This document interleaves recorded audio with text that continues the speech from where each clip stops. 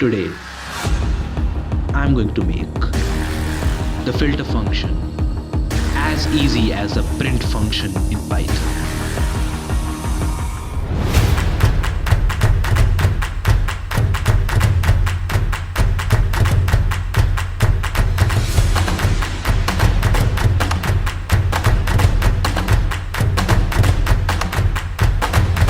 Hey, what's up everyone, TCH here, and in this video I'm going to make the filter function your third nature because I want the list comprehension to be your second nature.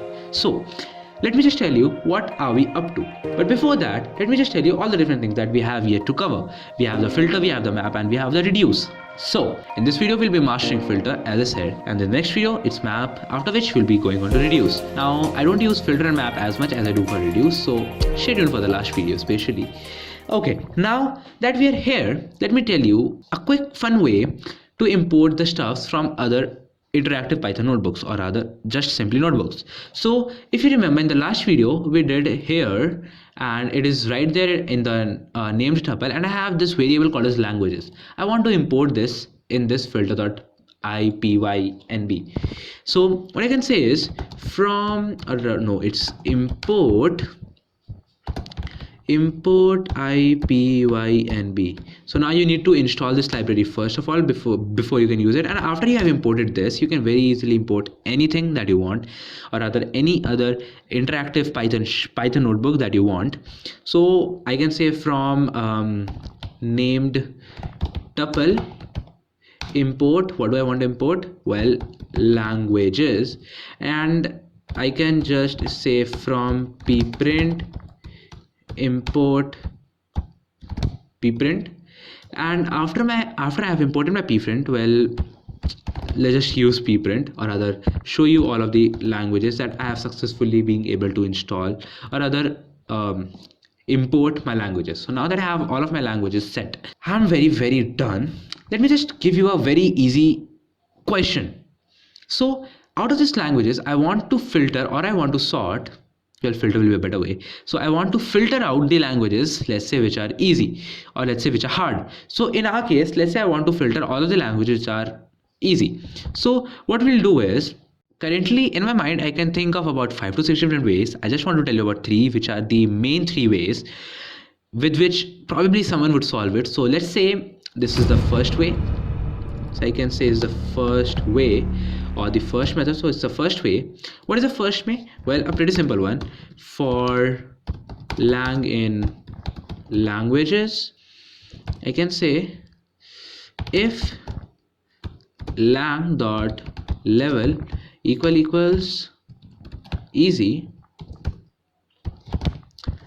print lang. So this should be fine, and it should give me Python and JavaScript. Right now it is pretty intuitive, but the thing is that it takes up 3 lines of my code. Then it is not as readable as I would like it to be. So you can say, okay, after reading it for a while, and then after thinking for a while, I can probably figure out what is this for loop doing. But then just by reading the statement, I'm not clear of what it is doing. So what I can do is, there is a second way that is very easy, and it uses a filter function. So I can say the filter method. So this is a filter method.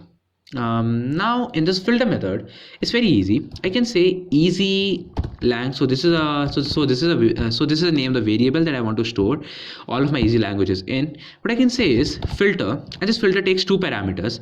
One is a function, and the other one is the languages, or rather from what you want to filter out stuff. So in my case, I want it from my languages. Now you can, like, if you remember in my previous video, I said you that if while in case of a programming that we are doing right now, that is called as functional programming, you need to do one thing, and that is called as, or rather you need to use one thing that is called as the lambda calculus. So a lambda calculus is when you're using a function that is just one liner. So of course you can use a lambda function, but then that is not as readable. So I will just create another function which I will definitely remove.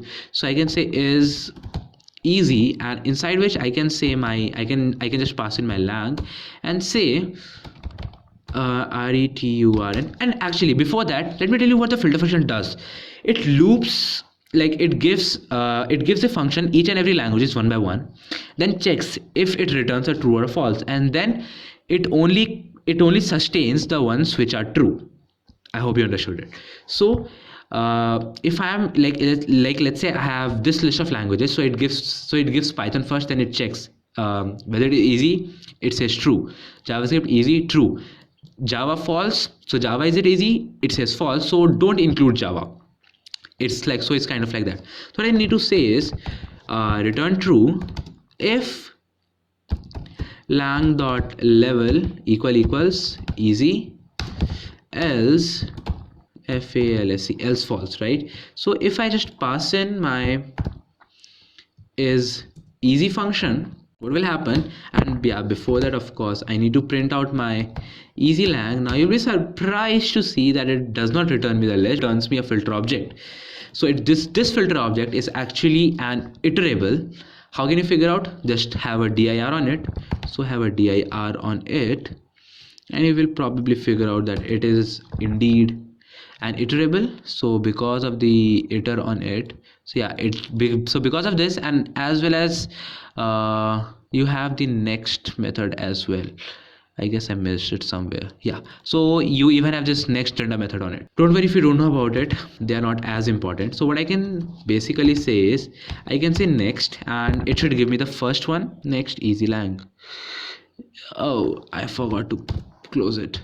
So I can just say my next easy lang, and it gives me Python. Fine, absolutely great. Now what if I want to actually replicate it in one line? Well, it's also very easy. You can say the lambda x, and if you don't know about the lambda function, there are many awesome videos about it. You can just go watch them, or you can just let me know in the comments down below. I will definitely try to make a video about it. You can say for x, I can say true if, well, I can actually just copy this entire line and paste it down there, paste this, and of course except of lang it's x. So I'm saying return true in case my x dot level is easy, else return the false from this languages. So it should be giving me the exactly same thing from here. Now it gives me this pretty same thing using my filter function as well. Now comes a very interesting part. Now I'm coming on to what's called as the list comprehension. Now the reason why I personally love list comprehension is because it is so much more readable and intuitive that will make so much more sense to you.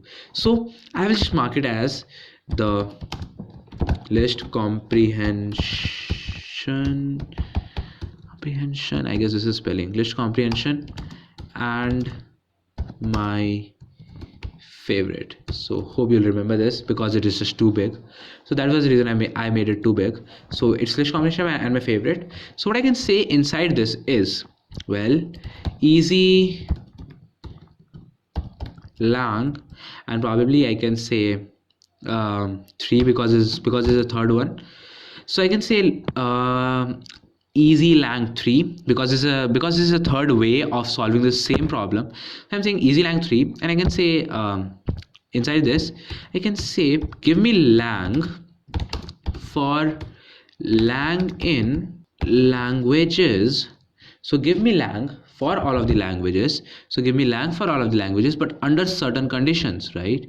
For languages, if lang dot level equals easy, and then of course I can just print out my easy lang 3. So what will that give me? Well, yeah, it gives me a list. But then if you're like, okay, that is amazing, it is much more readable, so it says lang for lang in languages if lang dot level equals easy. So this is much more readable and intuitive and comprehensive for me. That is the reason why I personally love list comprehension so much. But then before that, if you're like, hey, okay, I understand your point, it is much more readable, but I have a crux for you. What is that? Well, if you're like, hey, this was a generator, this is much more efficient, if you are into that stuff. So like, hey, that is much more efficient, how can I make it so much more efficient as my filter function? It's extremely complicated. Let me just tell it to you. You need to replace all of these square brackets with a parenthesis, and that will give you an generator object. Wasn't this too complicated? I know it was. So now you can very easily access the next method on it. So you can say next, and you are done. So it gives me Python, pretty similar. And that is the reason why I personally love this list comprehension. You can just say it's complicatedly simple. So that is the reason why I love list comprehension so much more than even filter functions.